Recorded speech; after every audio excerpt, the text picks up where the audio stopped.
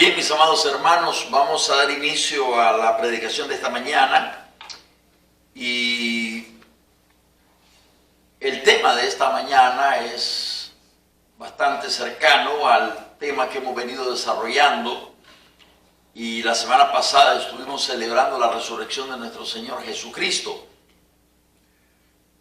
Algunos eventos alrededor de la resurrección de Jesucristo que quisiera cubrir y me gusta, aunque tenemos algunos temas como aquellos discípulos que fueron camino a Emaús, que me gusta tocarlo y probablemente la próxima semana esté hablando de ello, me gusta tocar en este día, en este momento, el tema de la incredulidad de Tomás, porque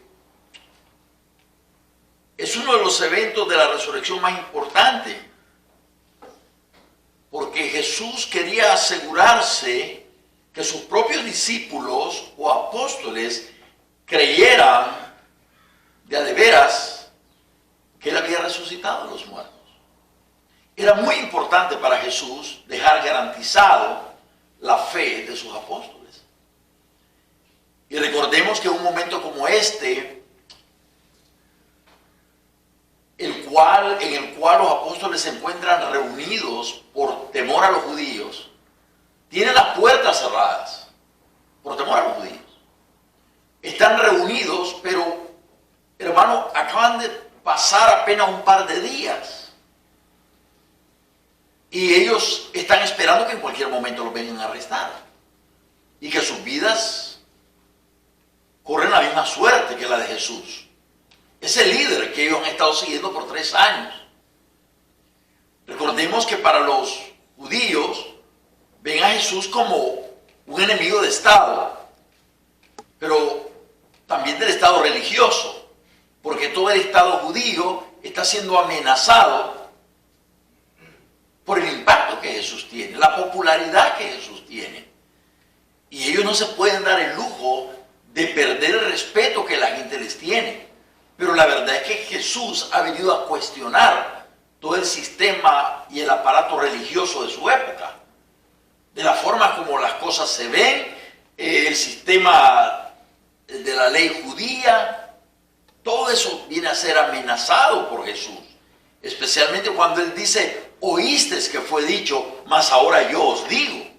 Poniendo la palabra suya por encima de cualquier dicho por cualquier otra persona, porque no solamente está enfrentándose a la ley de Dios que Dios mismo había dado en Sinaí, sino que ahora los fariseos también, los grandes maestros farisaicos, han venido sumando otras formas de leyes a la ley, y ahora la ley ya no se encuentra concentrada simplemente en 10 mandamientos, sino que ahora hay un gran cúmulo de lo que le llaman la tradición. Así que Jesús está amenazando todo el sistema religioso. Y no era lejos de pensar que al haber muerto Jesús, al haber ellos matado a Jesús, ahora los discípulos, quienes han estado con Jesús por 3 años, han recibido la doctrina de Jesús. Probablemente este es el momento para acabar con ese movimiento. El momento apropiado. No pueden darse el lujo de dejar crecer esa semilla, porque así sucede en los movimientos revolucionarios. Y el movimiento de Jesús era un movimiento revolucionario, totalmente. Viene a revolucionar todo el status quo. Así que viene y ellos tienen miedo. Ellos tienen temor. Están aterrados con lo que han visto. Jesús, siendo el maestro que hacía milagros, que levantó muertos, como dijo Jesús mismo antes de que le sucediera, si con el árbol verde hacen todas estas cosas, ¿qué no harán con el árbol seco? Así que imagínense a cada uno de esos hombres. Me imagino a Pedro, que era el más hablantín, ahora atemorizadísimo, porque Pedro lucía como la segunda figura del grupo, por ser el mayor. Y tal vez el más atrevido. Había hecho unas declaraciones preciosas, como tú eres el Hijo del Dios vivo. Tú eres. el Hijo de Dios. Así que ese es el contexto dentro del cual nos vamos a encontrar un grupo que esté encerrado en un cuarto, enllavado, y ahí va a aparecerse Jesús a sus discípulos. Y vamos a ir a Juan capítulo 20.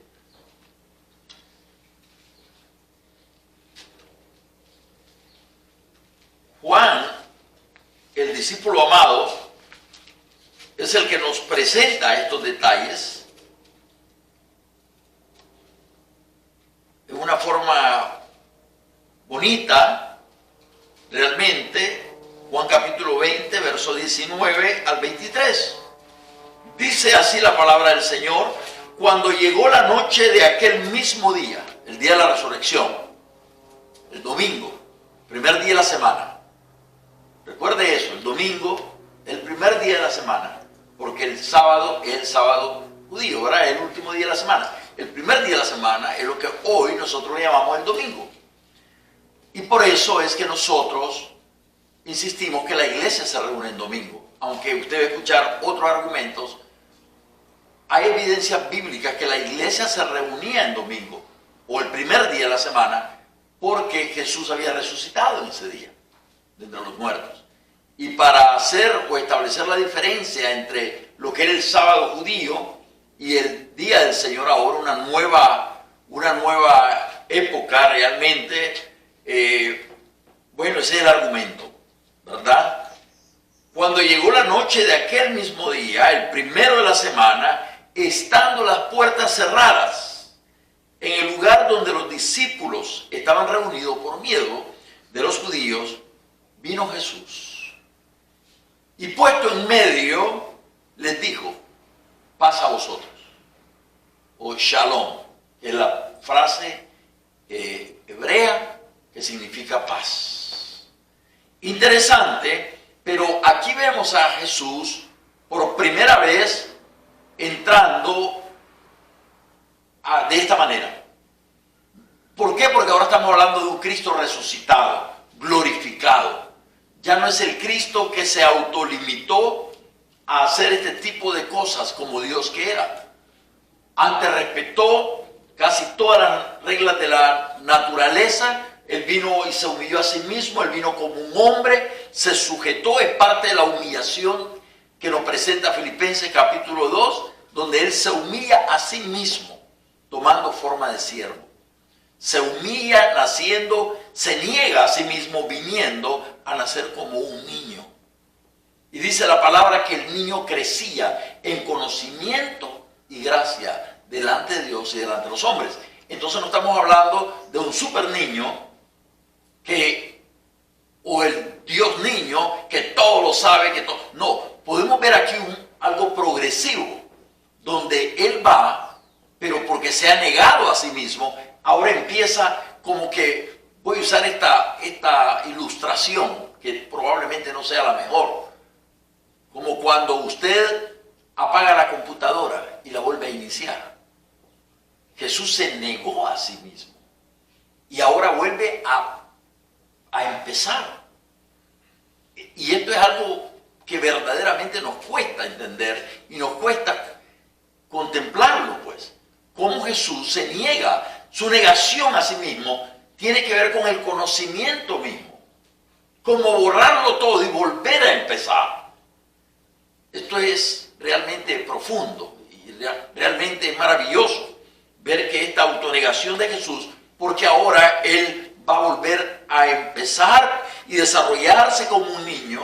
Yo puedo imaginarme a Jesús jugando con juguetitos de niño. No me lo puedo imaginar de un año ya hablando todo y todo lo sabe. No, Él tuvo un desarrollo como un niño. Pero quiero que lo entienda, que es su autonegación. Él se negó a sí mismo. Y dice que cuando se presentó y entró, y ahora sí ya no está esperando que le abran la puerta, Él puede pasar ahí la pared, porque ahora se trata de un Cristo resucitado, que ya no está sujeto a las leyes de esta carne, ni las leyes materiales, y les dice paz a vosotros. ¿Por qué les dice paz a vosotros? Porque ellos están atemorizados, hermano. Ellos están muertos de miedo. Les parece que vienen por ellos. Qué bonito pensar que lo primero que Jesús hace en la vida de una persona cuando viene a su corazón es traer la paz de Dios. ¿Sabe por qué? Porque nosotros estamos desconectados de Dios. Nacemos desconectados de Dios. Nosotros no nacemos conectados con Dios. Nacemos desconectados con Dios. ¿Por qué? Por causa del pecado. Si se fija, a un niño no hay que enseñarle a hacer lo malo. Él aprende a hacer lo malo solito. Al niño hay que instruirlo a hacer lo bueno. Así que nacemos con esa naturaleza pecaminosa. Y Jesús le dice, paz a vosotros. Me gusta contar esto, pero cuando acepté al Señor,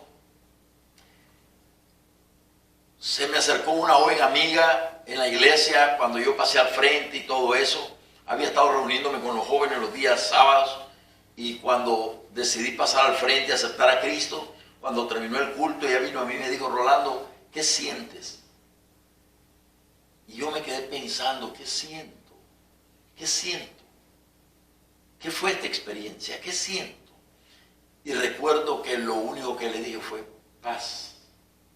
Siento paz en mi corazón. ¿Y por qué sucede esa paz? Porque en ese momento, cuando usted se arrepiente de sus pecados, cuando usted le entrega su vida a Cristo, usted acaba de entrar en reconciliación con Dios. Y el resultado de una reconciliación verdadera es la paz. Hermanos, cuando estamos desconectados con Dios, cuando estamos en rebeldía con Dios, cuando estamos negando la voluntad de Dios en nuestra vida y como dice el apóstol Pablo, antes éramos enemigos de Dios. No hay paz en el corazón del hombre. Está en guerra con Dios. Pero cuando el hombre viene y recibe a Jesucristo como su Salvador personal, y estoy seguro que ustedes saben lo que es tener enemistades, a veces es triste, pero hemos estado desconectados con nuestras propias esposas, o con nuestros hijos, o con nuestros hermanos, algunos hasta con su propia madre, tienen una diferencia que no se han hablado por algunos días, es una cosa fea, hermano. Pero qué bonito cuando viene la reconciliación, qué bonito cuando viene el abrazo, cuando viene el perdón, cuando se dice, olvidemos ya todo esto, sigamos adelante. Es bonito cuando se puede llorar juntos, echar eso al olvido y seguir hacia adelante. ¿No les parece que es verdad? Imagínense cuando nosotros hacemos reconciliación con Dios, eso es lo que pasa. Viene la paz de Dios. Y este es uno de los grandes beneficios del cristianismo. Saber que la paz de Dios viene a tu corazón. Jesús sella nuestro corazón con la presencia del Espíritu Santo, que como recordábamos el miércoles, son las arras de nuestra herencia con Dios. Es decir, es la garantía, es lo primero que Dios nos entrega, la presencia de su Espíritu Santo. Y ese es el espíritu de reconciliación que recibimos. Y de consolación también. Así que, bueno, Jesús entra y les dice, paz a vosotros. Y dice, y cuando hubo dicho esto, les mostró las manos. Él viene decidido a borrar toda duda que haya en el corazón de sus apóstoles. Recuerde que ellos lo vieron, aunque sea de lejos, pero lo vieron crucificado. Ellos lo vieron sufrir, lo vieron ser golpeado, lo vieron ser ultrajado, lo vieron ser latigado. Aún Pedro, con todo y el miedo que tenía, decidió seguir como a escondidas a Jesús. No simplemente se corrió, sino que él quiso fingir que era otra persona. Y quiso seguirlo hasta que la muchacha aquella lo descubre y le dice, tú eres uno de ellos. Y él empieza a negar, no, yo no soy. Pero él andaba allí. Él quería ver qué iba a pasar con Jesús.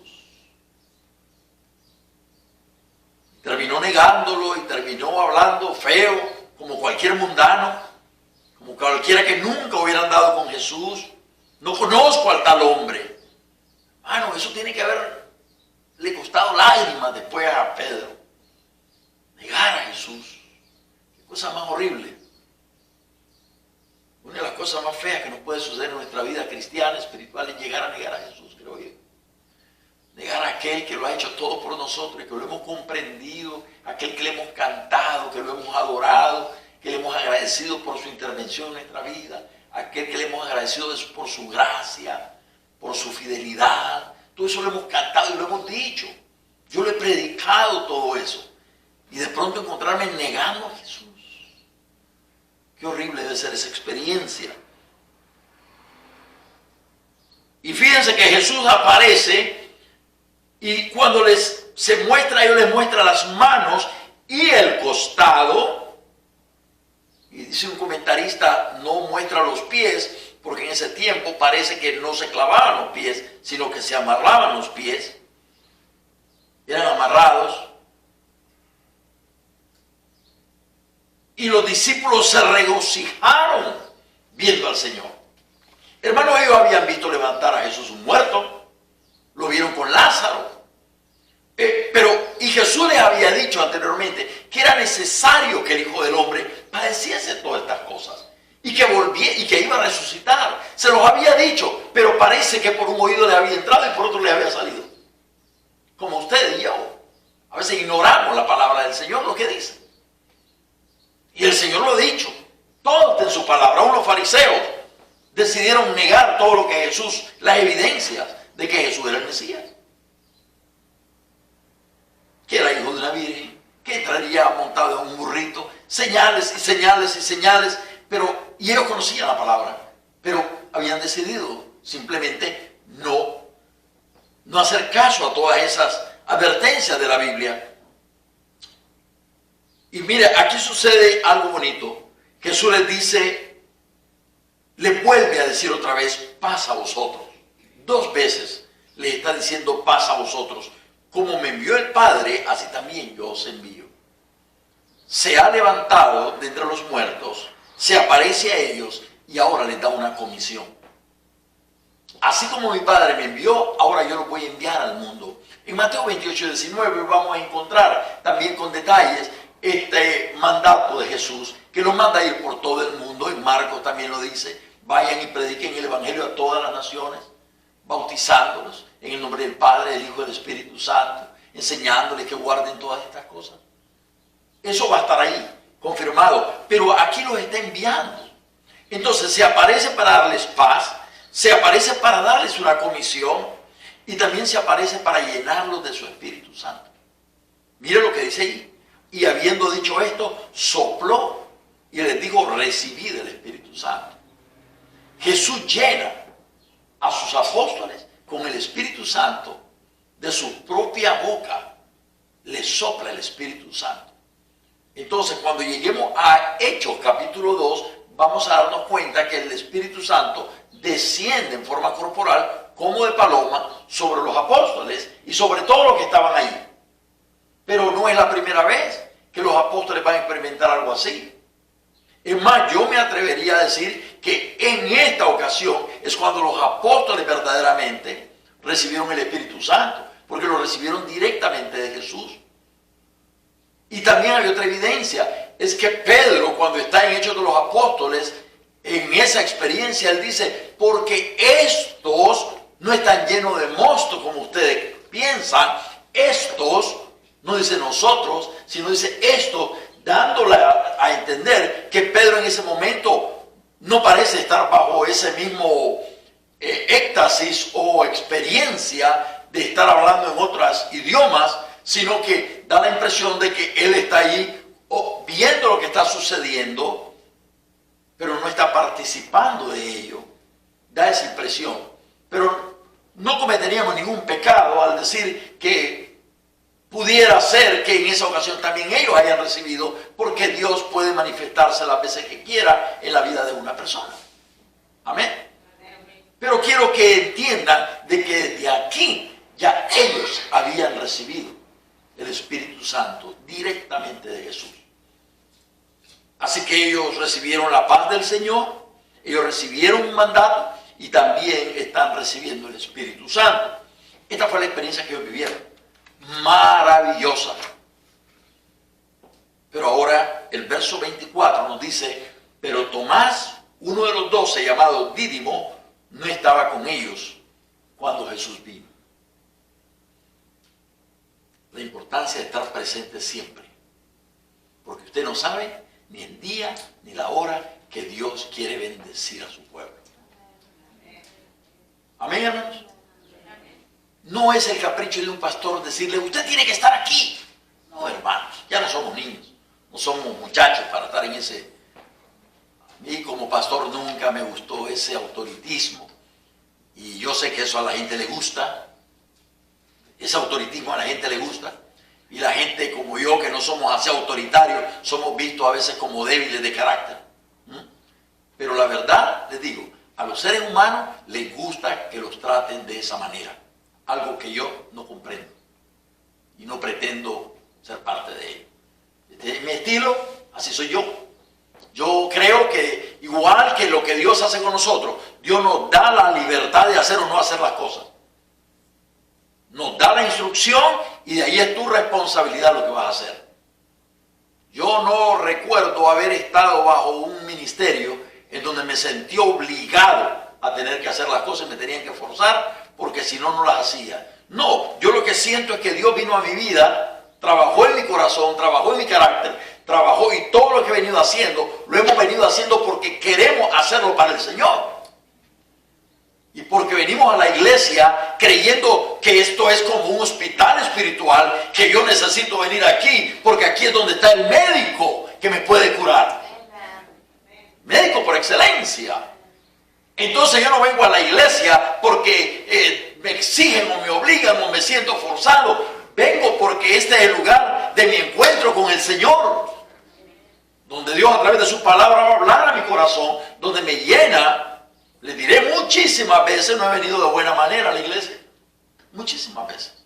He tenido problemas con mi esposa en el camino, porque parece que los domingos como que el diablo trata de distraernos, ¿verdad? Y de meter por ahí problemas. No estoy hablando de usted, hermano Juan, estoy hablando de mí. En realidad me refería a los hermanos Ornelas. No, es broma. Es lo que pasa en la vida de todos. Ustedes se levantan con la mejor intención y se levanta cantando y esto y el otro, y de pronto su mismo, la que duerme a tu lado, como dice la Biblia, ¿verdad? Te trata de meter ahí lo negativo. O los hijos, o nosotros los hombres. Y usted, hermana, se levantó hasta cocinando temprano y todo. Y alguien va a tratar de robarte ese gozo. Ya vienes molesto a la iglesia, ¿verdad? Ya vienes un poco incómodo, ya vienes manejando molesto, ya vienes caminando molesto, pero algo pasa cuando llegamos a la casa del Señor. Y no es hipocresía, hermanos, pero a veces desde que vemos a los hermanos, hermano Rolando, necio de hermano, y usted ve a Rolando, pero cuando aquel dice hermano Rolando, usted afloja, y lo vienen a recibir con un abrazo. Y la esposita te queda viendo, hipócrita, ¿verdad? No es hipocresía, hermano. Aquí todo eso se desarma. Venimos y empiezan los cantos, y empieza el saludo de los hermanos, la alegría, y los testimonios. Y hermano, somos el cuerpo de Cristo, y eso, mire, la gente está equivocada creyendo que la gente viene a la iglesia, que venimos a la iglesia somos un montón de hipócritas. Mire, no venimos a la iglesia porque somos hipócritas, venimos a la iglesia porque hemos llegado a entender que este es el hospital espiritual, que aquí es donde Jesús con su palabra nos sana. Yo he venido con esa actitud, pero he salido con otra actitud. Y cuando llegamos al carro ya se nos olvidó. Y yo pregunto, ¿dónde quieres ir a comer? Como si se lo mereciera, ¿verdad? No, pues vamos a tal parte, vamos pues a tal parte. Ya está, ya no se hable más de aquello. ¿Dónde se acabó todo? Aquí. Usted se queda en la casa y le garantizo que eso no solamente va a seguir, pero se va a empeorar. Escuchen. Estamos hablando de algo práctico, real. Eso se va a agravar y eso va a pasar de un día, puede pasar al otro, violando lo que la palabra de Dios dice, que no nos vayamos a la cama, que no se ponga el sol sobre nuestro enojo. Es decir, que no deje pasar la noche en esa actitud, sino que eso tiene que terminarse esa misma noche y vamos, al día siguiente es otra cosa. Pero qué terrible cuando los días empiezan a avanzar, ¿verdad? 2, y 3, y 4, y 5 días. ¿Ah? ¿Qué es eso? El corazón no me diga que está contento y feliz. No, hay tristeza, hay amargura, hay de todo. Y el corazón se va endureciendo, Tengamos cuidado con eso. El corazón se va endureciendo. Tenemos la capacidad de endurecer nuestro corazón. Conozcámonos a nosotros mismos. Y dígase usted, no, esto ya no debe avanzar. Esto me está haciendo daño. Yo ya me conozco esto. Usted puede hacerlo si quiere. Pero usted debe entender que eso no le conviene a su corazón, a su alma. Mire, la Biblia dice que el corazón alegre hermosea el rostro. Fíjese usted. Andar con alegría. No tiene que andar fingiendo nada. Pero si usted es una persona que anda alegre, usted su rostro se le ve hermoso. El hermano Juan, yo me preguntaba por qué yo era tan bonito, decir tan... Le vamos a voltear la cámara a los hermanos para que conozcan al hermano Juan, porque siempre estoy molestándolo. Así que Tomás, llamado Dídimo, ¿sabe qué significa Dídimo? Significa gemelos. Gemelos, eso significa Dídimo, en hebreo. Y en griego significa lo mismo. Por eso dicen, no es tan extraño que una persona tenga dos nombres, ¿verdad? Tomás, Dídimo, es lo mismo, tanto en hebreo como en griego, significan los gemelos o gemelos. Lo que se preguntan es, ¿gemelo de quién? No, o mellizo, ¿verdad? ¿Gemelo de quién? ¿Con quién? Y leía a un autor que decía, bueno, piense que usted es el gemelo de Tomás. Ya que no sabemos quién era el gemelo de Tomás, considérese usted un gemelo de Tomás, porque somos igual que Tomás. Actuamos como incrédulos en algún momento. Y bueno, dice aquí que él no estaba presente. Mire, la Biblia nos anima a todos y nos exhorta a no estar ausente de la casa de Dios. En Hebreos capítulo 3 creo que es, verso 11, si no me equivoco, 3:12, así es. Bueno, por ahí, creo que es 3:12, o 3:25, que nos menciona el hecho de que no dejando de congregarnos como algunos tienen por costumbre, dice la palabra. No dejando de congregarnos. Hay hermanos que se ausentan y se ausentan y se ausentan. Hermanos, nos estamos lastimando, escúchenme. Cuando nos ausentamos y nos ausentamos, nos estamos lastimando. Y le voy a decir algo, cuando usted esté lejos y decidió no ir ese domingo a la iglesia, usted está lejos y empieza a pasar por su mente, son las 10, ya los hermanos empezaron el servicio. Son las 10:30, ya debe estar cantando el pastor. Y cuando diga, son las 11, ahorita comenzó a predicar. Cuando usted vaya detrás de eso, sepa que el Espíritu le está diciendo que el lugar donde usted debía estar es aquí, no allá. Se lo estoy, para que usted entienda lo que usted vive. Y ya pasamos por ahí nosotros. Y hace falta congregarse, hace falta estar con el cuerpo de Cristo. Usted es parte del cuerpo de Cristo ya. Y por eso no es que querramos estarle molestando, es que por eso usamos mucho la palabra le extrañamos el domingo. Y es verdad, le extrañamos. Me gusta preguntarle a ustedes, ¿a quién extraña usted hoy? Y podríamos empezar, ¿verdad? Yo estoy extrañando a la hermana Mayra, al hermano Lorenzo. Díganselo. A la hermana Aide, a la hermana Daisy. Y así sucesivamente. Podemos enumerar a las personas que extrañamos. ¿Y por qué las extrañamos? Porque les extrañamos por amor, no es por otra cosa, ¿verdad? Así que Tomás no estaba ahí presente. ¿Por qué, se preguntan algunos, no estaba Tomás presente? Bueno, los autores bíblicos o los comentaristas bíblicos que he citado, que he consultado, han dicho casi lo mismo todos. Dicen, creen que hay un tipo de persona que en medio de las dificultades y los problemas prefieren estar solos. que se aíslan, que no quieren estar donde está la gente. Pero también dicen, la soledad no es buen amigo. La soledad no es un buen amigo. Para eso estamos los amigos, para apoyarnos los unos a los otros. Y porque cuando usted está solo, no vaya a ser, hermano, que el que anda como león rugiente buscando a quien devorar, lo escoja a usted como una presa. Si usted es como yo, que nos gusta ver programas de esos National Geographic o Geografía Nacional, donde aparecen animales y todo eso, se va a dar cuenta que los leones son muy observadores para ver quién es el animalito que anda fuera de la manada. ¿Quién es el que se quedó atrás mientras la manada avanzó? Siempre ellos van a buscar al más débil. No van tras el más fuerte normalmente.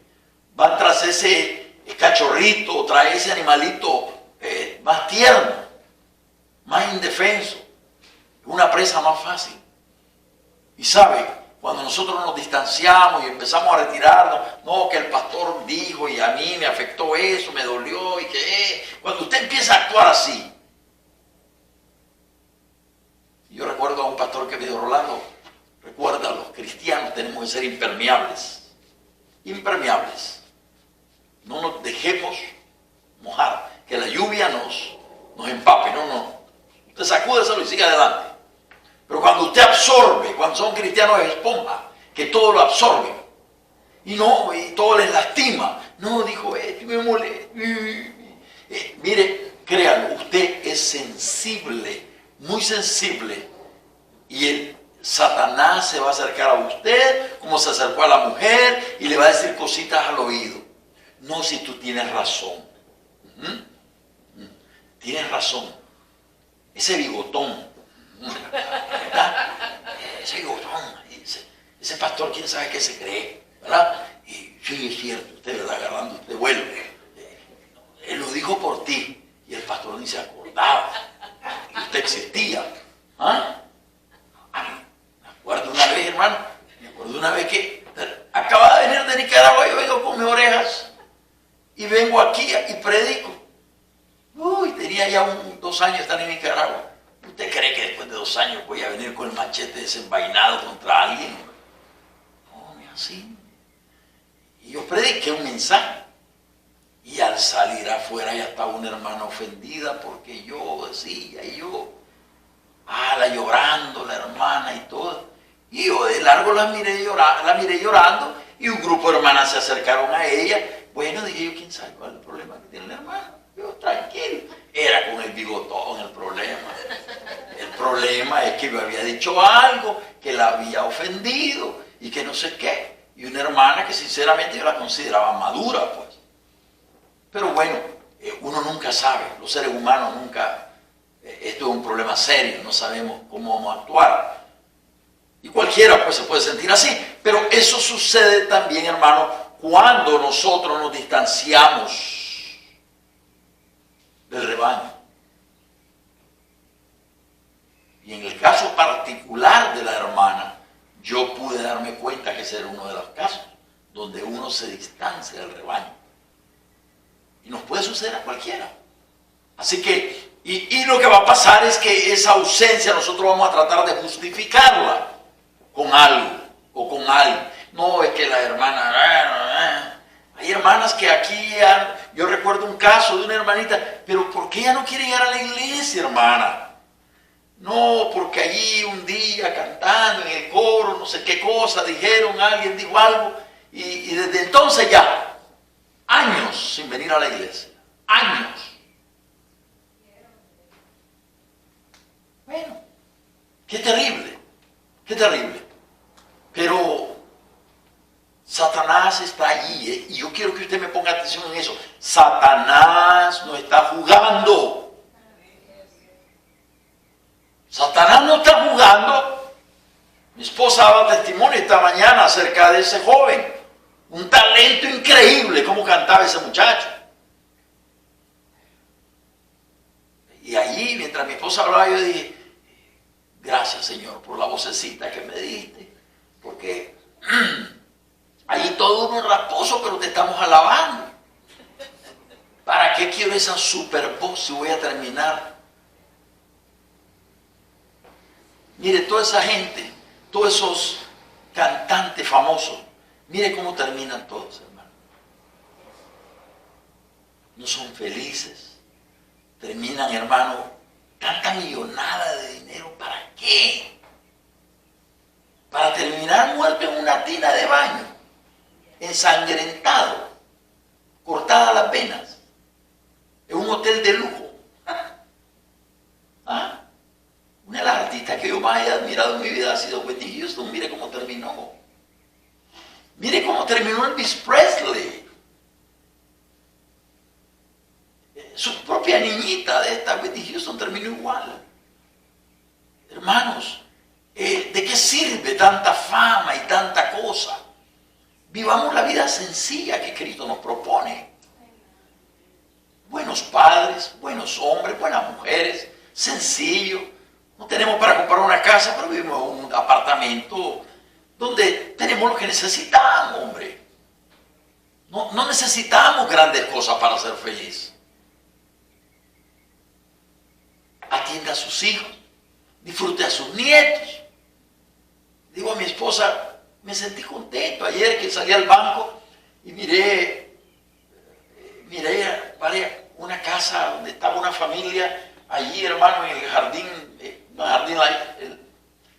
la yarda de enfrente, pues, para los hermanos que viven por otro lado, pero no van a entender tal vez, el patio que está al frente de la casa, aquí le llaman la yarda, pero es que en inglés le dicen yard, ¿verdad? The front yard. Entonces, bueno, al frente de sus casas, con una mesita debajo de un árbol, comiendo la familia ahí. Y dije, qué bonito, qué paz, qué tranquilidad de la que disfrutamos. Otra familia iban corriendo rápido, todos de la mano, el papá llevando a dos niños, de la mano, y la señora a otro. Iban a un juego, parece ahí en la high school, en la tarde. ¡Qué bonito! Feliz el hombre, jalando a sus 2, 3 muchachos. Y va por ahí, te comes una hamburguesa con ellos. No los va a llevar a un restaurante caro, no hace falta. Cómprese un especial de esos de hamburguesa para 4. Los ponen en especial, hermano. ¿Necesitamos más? No se necesita mucho para ser feliz. Tenemos a Cristo en nuestro corazón. Ya está hecho todo. No nos compliquemos la vida.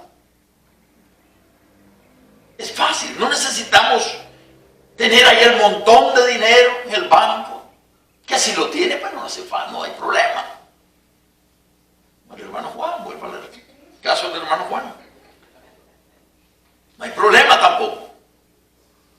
Pero mire,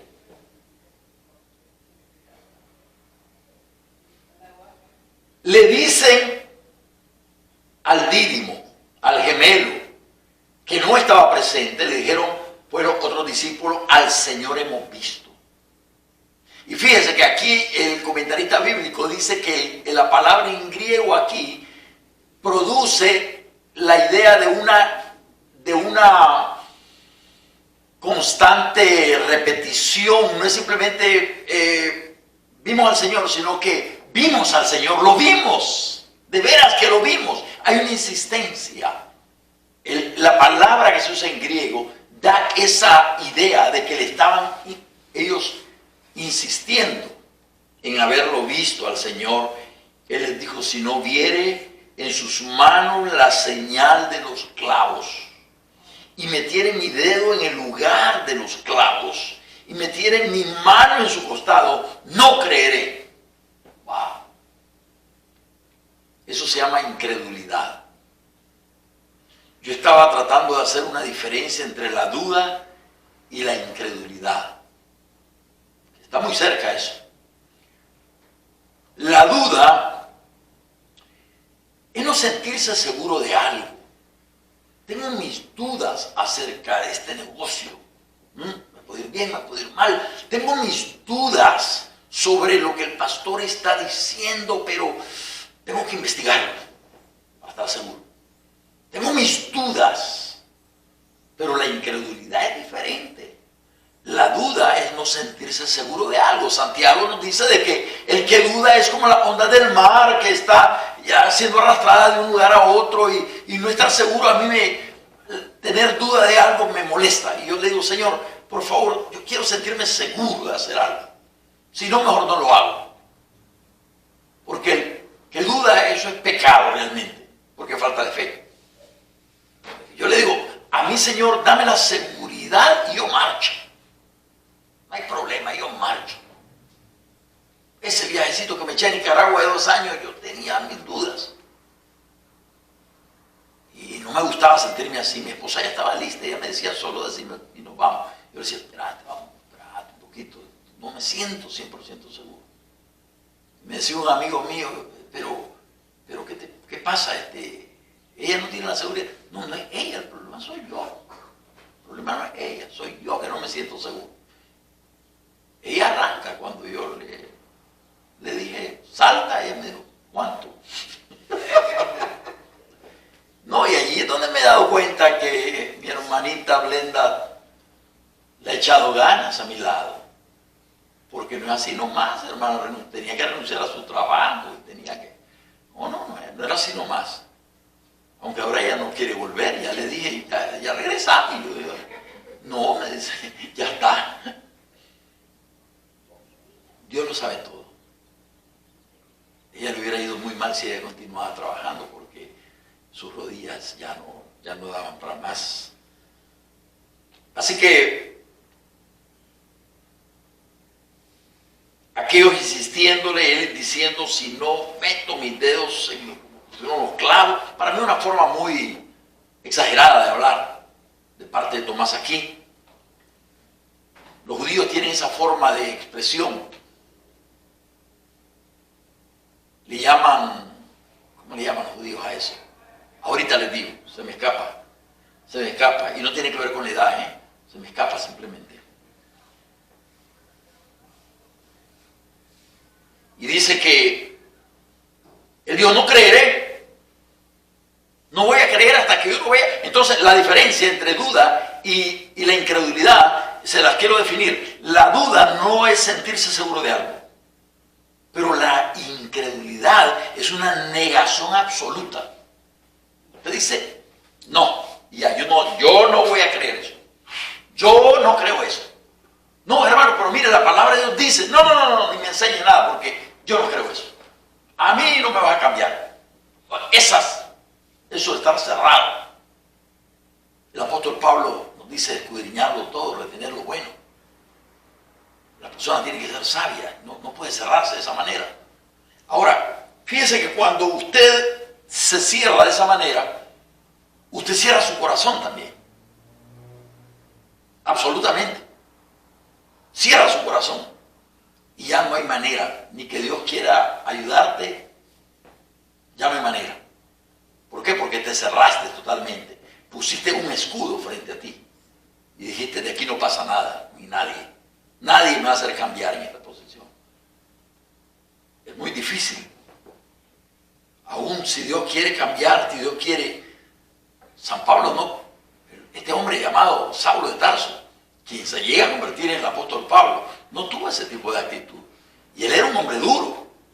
Él era un hombre duro. Sin embargo, cuando el Señor se le aparece camino de Emaús, ¿qué hace él? Primero pregunta, ¿quién eres, Señor? Y después, ¿qué quieres que haga? Desarmado totalmente. Usted tiene que aprender a ser desarmado por los argumentos de Dios en su palabra. Pablo dice, lo que hice lo hice por ignorancia. Es verdad, no conocía la Biblia, no sabía que la Biblia decía eso, pero ahora lo sé. La Biblia lo está diciendo aquí. ¿Qué más necesitas de pruebas? La palabra de Dios es la verdad de Dios. Hermanos. Entonces, pero mire qué lindo. Pasaron 8 días. Él hizo esa confesión. Atento. Jesús te está escuchando, donde quiera que estés. Cualquier cosa que digas, Dios la conoce. Yo estoy pensando en poner cámaras aquí. Vamos a poner cámaras por fuera y por dentro. Porque están sucediendo cositas. Apareció el portón de de la entrada totalmente fuera de lugar y tirado en el piso en esta semana. Si usted se fija, todas las cositas que van arriba están quebradas todas, donde cayó y se reventaron todas. Ahí tengo una bolsita con todas esas piezas. Eso sucedió el jueves. Da la impresión que tiraron el portón con tanta fuerza que pasó la cosita donde se debe detener, pasó de viaje y cayó allá. No entendemos qué pasó. Pero también se nos han metido en el pasado. Pero por falta de economía no hemos puesto las cámaras. Pero ahora sí las vamos a poner. Porque otra vez el hermano Juan ya disparó. Entonces, vamos a poner cámaras. Vamos a poner cámaras. Porque necesitamos tener ojos aquí, hermanos. Yo le agradezco a los hermanos, dicho sea de paso, los hermanos que están pendientes de acá, los que viven cerca. Yo les ruego que los que viven cerca, por favor, desen su pasadita, chequeen, revisen. Y cualquier cosa, no tenga pena, llame. Pastor, mire, aquí mire esta. Yo recibo alguna llamada del hermano Alejandro, le agradezco mucho. Muchos pastores, mire, aquí veo una gente que, sí, hermano, que iban a llegar, ok, está bien, todo bien. Les agradezco mucho. Ahora vamos a tener a un grupo nuevo aquí en el salón social y necesito cámaras para estar pendiente de todo lo que está pasando aquí. Mire, la idea de la cámara es porque quiero que sepan que si usted anda aquí, alguien lo está viendo. ¿Usted cree que Dios no tiene la capacidad de vernos? Donde quiera que andamos. ¿Usted cree que está protegido porque aquí nadie me conoce? Porque aquí nadie... Mire, usted puede andar en otro país y usted dice, aquí nadie me conoce a mí.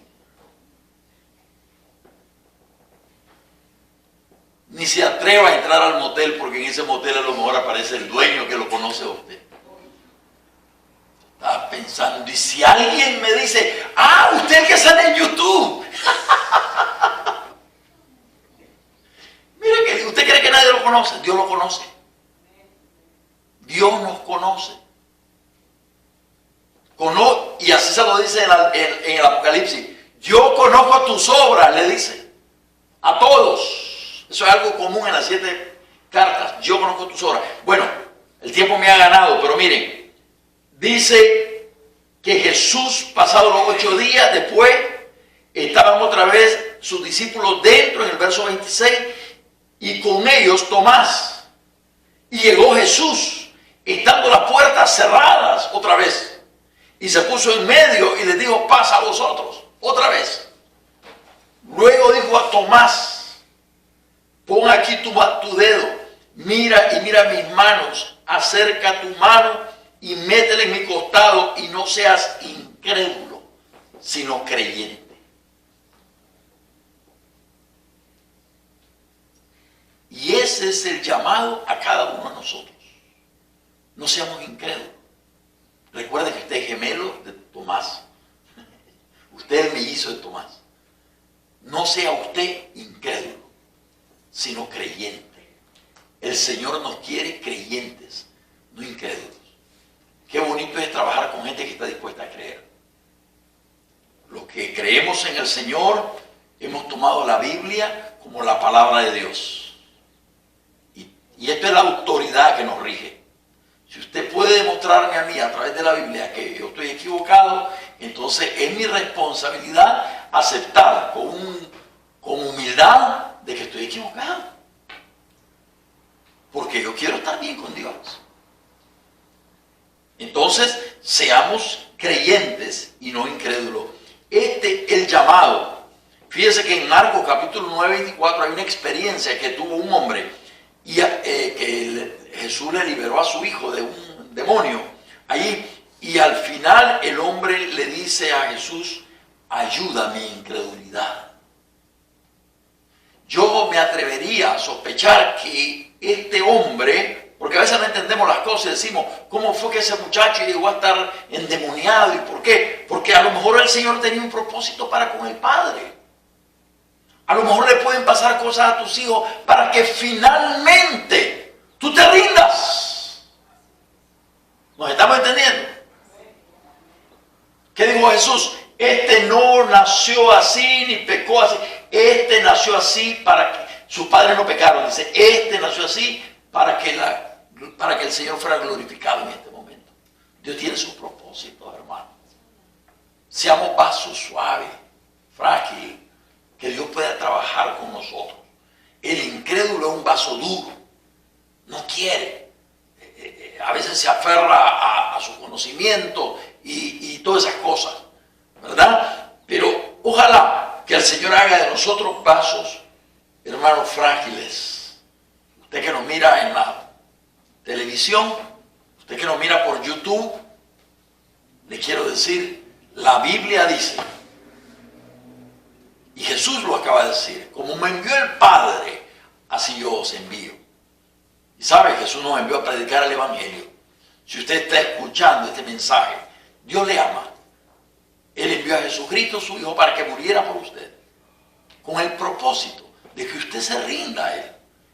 Ábrale su corazón al Señor. Entréguele su vida.